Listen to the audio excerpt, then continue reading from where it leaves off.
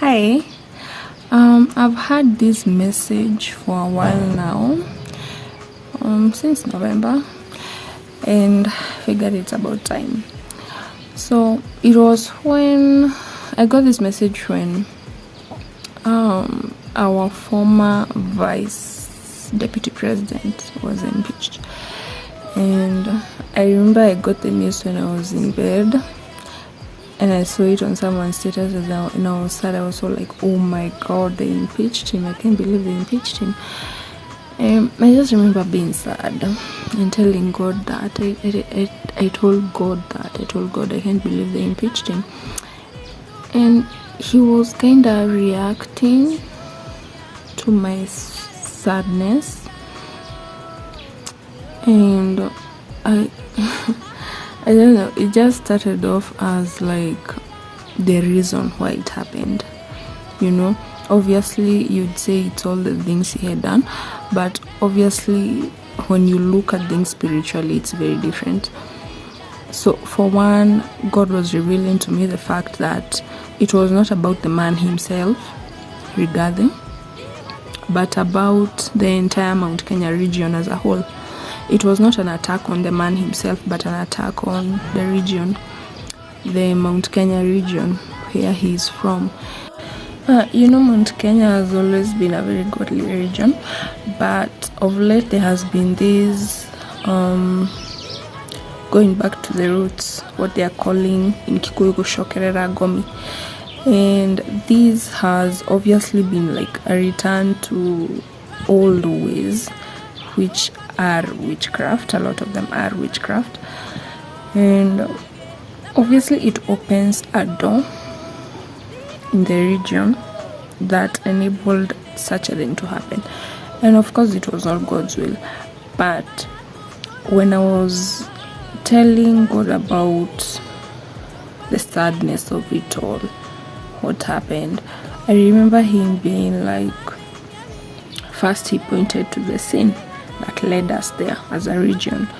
And every time, I remember in the Bible, every time the Israelites would go back to other gods or would kind of like start worshiping other gods, they would end up in slavery of some kind, and then God would deliver them, and then that kept happening. So I remember thinking, okay, we do need to repent as a region, because for one, going back to your roots and going back to the traditions that God derived you from, he delivered us from these things, but now we decide to go back to them. Obviously we need to repent over those things. But I also remember God kind of like comforting me and the entire region as a whole, because he led me to these verses in Nahum and the book of Micah. And in the book of Micah, the Israelites had done the same. They had gone back to all these gods. And I remember God being angry at them and saying, you are following the tradition of Ahab's house. That's a verse in the book of Micah where God is telling the Israelites, what's this? Micah chapter 6, verse 16. You have observed the statutes of Omri and all the practices of Ahab's house. You have followed their traditions. Therefore I will give you over to ruin, and your people to derision. You will bear the scorn of the nations. But inasmuch as God is telling the Israelites, the reason you're facing the problems that you're facing is because of the things you're doing, the gods that you're serving, he still is kind of comforting them. He still is kind of telling them, you can still come back to me, and I will give you triumph over your enemies. And I remember in this Micah chapter 4, it says, God is talking to them about their situation, and he's telling them, why do you now cry aloud? Have you no king? Has your ruler perished? That pain seizes you like that of a woman in labor. In verse 11, it goes on to tell them, but now many nations are gathered against you. They say, let her be defiled, let our eyes gloat over Zion. But they do not know the thoughts of the Lord, they do not understand his plan, that he has gathered them like sheaves to the threshing floor. So in as much as God was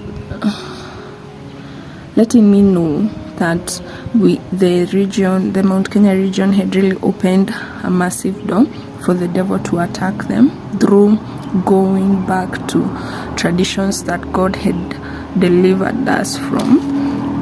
I'm saying them like I'm not one of them. Going back to, he was still kind of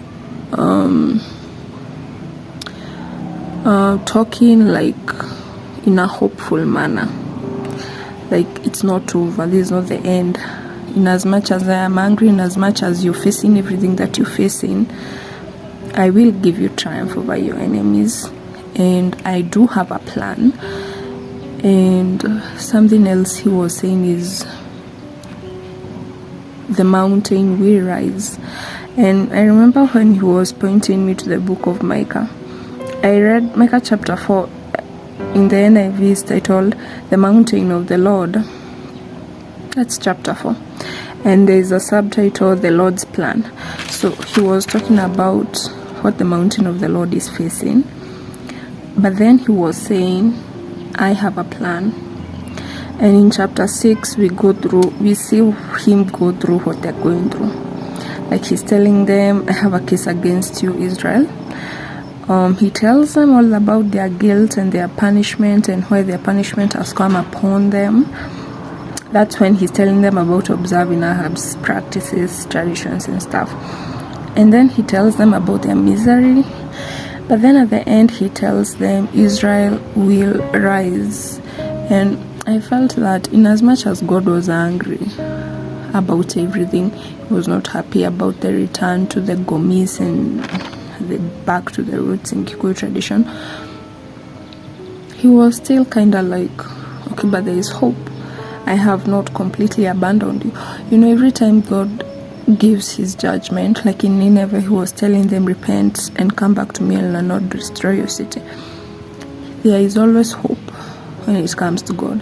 And I felt the same way when he was giving me this message. It was not a message of judgment. It was a message of hope. It's kind of like like when a child does something wrong, like terribly wrong, and the parent is scolding them and is telling them, you did this and that is why this is happening, but don't mind, I will help you fix it. That's what God is basically saying in the book of Micah. And to the Mount Kenya region, you messed up, you did bad, and that's why these things are happening to you, but don't mind, I will help you fix it.